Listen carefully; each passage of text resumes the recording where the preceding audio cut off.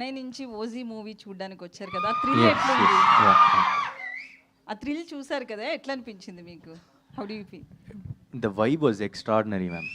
Like, what a craze he has. Like, ah, PK fans, yes. Yeah. So what a craze he has. I just came to experience that, like, from like shooting, because Anil sir, the co-producer of this movie, used to tell me like you have to experience the vibe coming to Hyderabad and see it. So I just came for the sake of it, and it was extraordinary.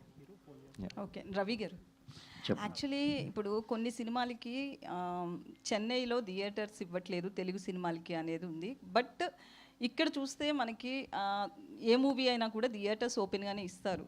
ఆ స్టార్కున్న fan following కావచ్చు, దేన్నొకదాన్ని base చేసుకుని. దీనికి ఏం చెప్తారు? కొంతమంది అక్కడ మనకి మన మూవీస్కి థియేటర్స్ రావట్లేదు అనేది ఒక నెగిటివ్ టాక్ కూడా ఉంది. ఎందుకంటే దివాళీకి మనకి ఇక్కడ చాలా మూవీస్ వస్తున్నాయి.